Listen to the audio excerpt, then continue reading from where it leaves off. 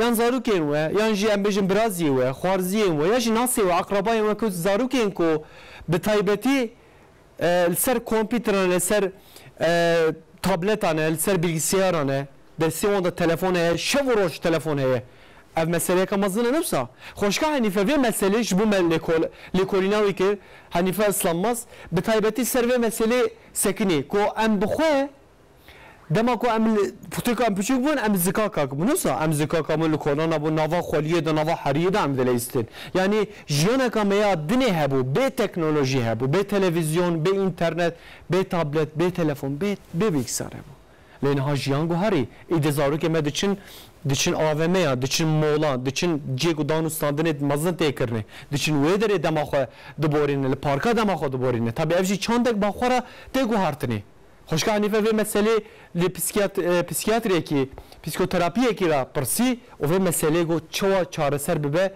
em hevdû ra temaşe bikin bêka vê meselê çawa ye çareseriya wê çi ye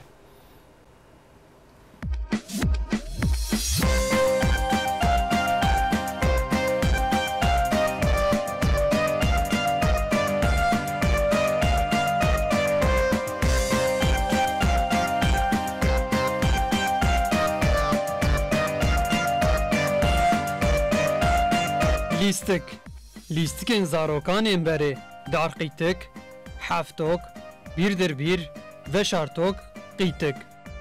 Ev hemû lîstik di kuçe û kolanan de dihatin lîstin û dengê zarokan di kuçe û kolanan de olan dida. Zarok him kêfxweş dibûn û him jî ji bo pêşveçûna wan baş bû. Ewlî park yek ji qadên lîstikên zarokan bû û zarok li van de re baz didan kêfa dilê xwe dikirin. Lê niha zarok dev jî lîstikê derva berdanê û piraniyê wan di hundirên malan da bi lîstikê kompîteran dileyîzin. Lê piştî ku teknolojik het jiyana me lîstikên zarokan jî guherîn û zarok di hundirên malê de asêman. Bi lîstikê kompîteran leyîsin û her tim bi kompîteran re eleqedar bûn. Li Tirkiye li gor daxuyaniyên pispora hejmara zarokê ku her tim işê wan li ser kompîteran e gelekin. Kam birênin lîstikê kompîteran tesîreke çawa li zarokan dike. Psikoterapîst Serhan Doğan dibêje zarokên ku her tim bi teknolojiye re eleqedarin de peşveçûna wan de gelek pirsgirêk çêdibin. Teknoloji bağımlısı olan çocukların öncelikle psikolojik etkileri söz konusudur. Zarokên girêdayî teknolojiyê di serî da psikolojiya wan ne baş e. Bi vî awayî depresyonek, narsîstiyek û sadizmeke veşartî heye li ser wan. Ev jî dibe sedema mirina gelek zarokan û psikolojiya zarokan xirab dike.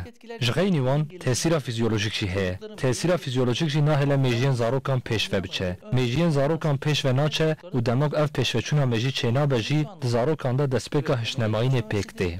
Hişnemayî tê vê meneyê. Omega pêşve naçe, dema omega pêşve naçe jî dibe sedemên tesîreke din. Ev tesîr çi ne? Zarok dema dest bi mektebê dike, ji ber ku tim bi teknolojiye re eleqedar bûye, nikare dest bi mektebê bike jê re zor û zehmet tê.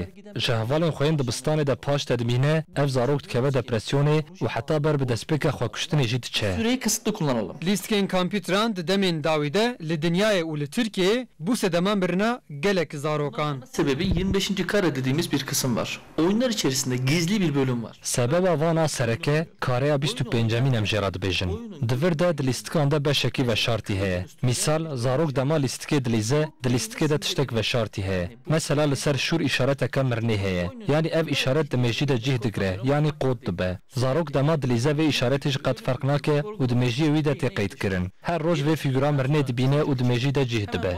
Piştî ku di mêjî de cih dibe, sistema parastinê ya bedenê zarokan serobino dike. Wexta behsa mirinê ji tê kirin, zarok dikeve rewşa kuştinê. Normal însanek dema xwe dikuje, divê depresyoneke mezin derbas bike. Di streseke cidî debe ku xwe bikuje. Ji ber ku ev kod di mêjiyê zarokan de hatiye qeydkirin. Zarok dixe rewşeke wisa êdî mêjiyê wî mirinê jê re dide qebûlkirin. Weke dixe eutenazî. Di nîqaşeke biçûk de an dengekî dayika wî biçûk an jî bertekeke diya wî ya biçûk heta xwekuştinê jî diçe. Yani mêjiyê zarok bi temamî dixe destê xwe. Ev di lîstikan de nayê dîtin. Zarok di lîstikê de ferq nake. Nizane û bê daxwaza xwe dikevin vê rewşê. Mixabin ev zarok li hemberê hadîseyên patolojîk in.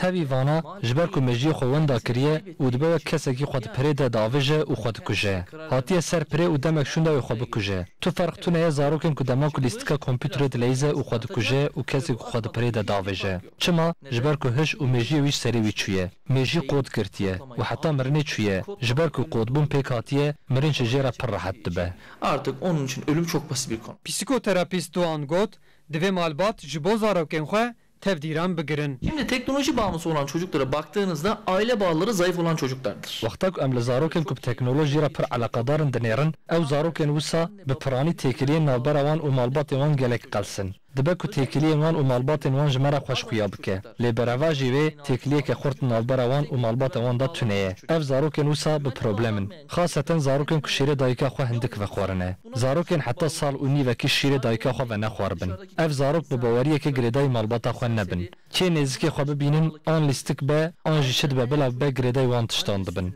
Bi tenê lîstik na, dikarin biyekî xirab û serseriyekê kuçe û kolanê re bibin heval û hogir. Heke malbat şîrê dayikê sal û nîvekî nedin zarokên xwe gerek tevdîran bistînin. Di şûna vê de hewceyê alternatîfan lê bikolin. Di vê rewşê de tewsiyeya me herî baş ji malbatan re bila saeta lîstikan bi rê û pêk diyar bikin. Dê û bav di vê saetê lîstikê teqez bînin serî. Çi dibe bila bibe. Heta mêvan jî were di wê saetê de lîstik divê bêlêstin. Heke baweriyeke xurt di navbera wan de çê nebe, zarok wê çaxê çi nêzîkî xwe bibînin, ew ê girêdayên wî tiştî bibin, an jî lîstikên kompîtran bibin. Heke saeta lîstikê pêk were cih dê bi teknolojiye re tim alaqedar nebe. Eğer gerçekleşirse çocuk teknolojiye yönelik bağımlılığı meydana gelmez. û ji zarokên xwe re bibin mînak û modelên baş. Anne, baba ne hareket yapıyorsa çocuk da bunu yapmak isteyecek. Dê û bav çi hereketê bike zarok jî dixwaze wê bike. Dê heke rabe bi telefonê bilêze û bi lîstikên kompîterê bilêze, bav jî telefonê ji destê xwe daneyne, wê çaxê mixabin, dê û bav çi bibêjin zarokê wan biya wan nakin. Kifayetsiz kalacaktır.